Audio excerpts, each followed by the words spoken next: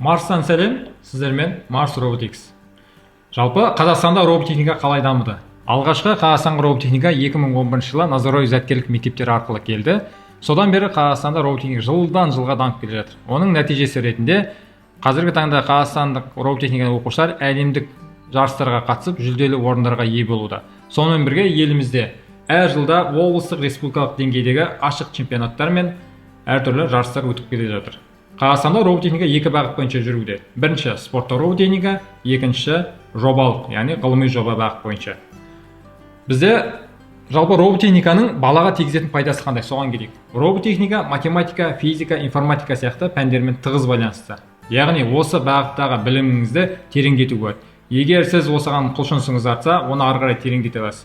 Егер сізде осы бағыт бойынша мектепте дұрыс баға ала алмай жүрген болсаңыз, бұл арқылы келіп теориялық білімді практикалық білімге айналдыра аласыз.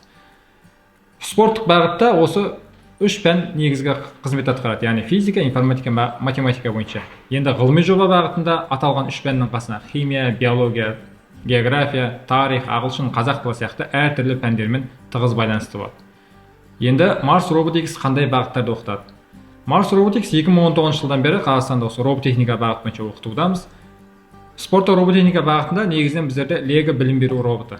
Яғни Лего білім беру роботының біздер EVA3 роботы бойынша оқыталамыз.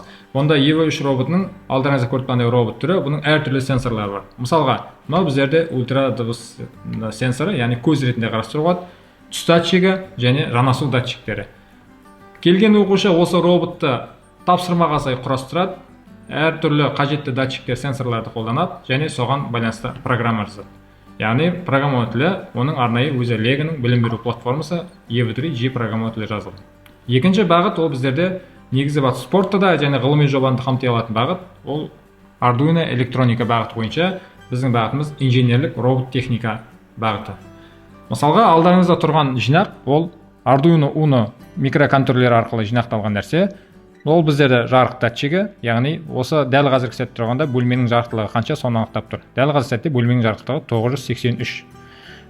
Пиаз элемент бұл бізде звукқа шығарған, сонымен бірге жарық диодтар мен кедергілер, яғни орысша айтқанда резисторлар қойған. Қалғанның бәрі проводтармен ақпарат алмасады. Егер де мен жарық датчигін жабатын болсам, онда қараңғы түсті деген мағынаны білдіріп, жарық диодтар әртүрлі уақытта жанып, пиаз элементтен бізден звук шығаратын болады. Бұл қарапайым құрылыстардың программаның бірі.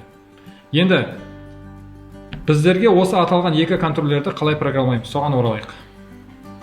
Алдарыңызда тұрған Lego Education'ның EVA3G программа тілі, яғни EVA3 деген роботтың атауы болатын болса, G деген графикалық мағынаны білдіреді.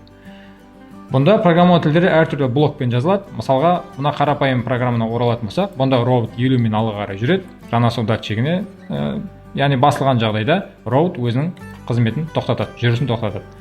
Бұнда әртүрлі бағытта датчиктерді басқарудан бастап, математикалық бағыттағы есептерді шығару, немесе осы бағытта формулалар құрастыруға дейін барлығы. Логикалық амалдан бастап, арифметикалық амалға дейін, синус, косинус, тангенске дейін шешуге болады.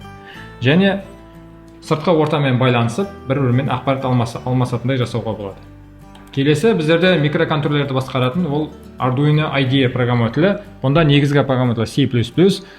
Бұл бағытта жазатын программаңыз толықтай ағылшын тілінде болады, яғни текстік программа тілі. Осы бағытта біз оқушыға ағылшын тілін тегін ұсынамыз. Неліктен? Себебі ағылшын тілін үйрену арқылы оқушы параллельно техникалық ағылшын тілін жүргізеді. Яғни программаны жазып отқан уақытта басқа күндері келіп ағылшын тілінде тегін үйренеді. Сол арқылы сізде университетке түскенде немесе жұмыс қараған уақытта әлемде шекараны сызу үшін, яғни алып тастау үшін. Және біздерде сонымен қатар біз республикалық деңгейдегі өзіміздің авторлық жарыстарымыз бар. Натрубоком ұлттық ойыны, бұны ең бірінші біздер бастадық. Arduino бағыт, инженерлік бағыт бойынша өзіміздің жарыстарымыз. Және бізде осы инженерлік роботехника арқылы шетелдік жарыстарға қатысуға да мүмкіндігіміз бар. Әлемдік шетелдік университетке түсуге дейін де толықтай біз көмектесе аламыз портфолио жинауға.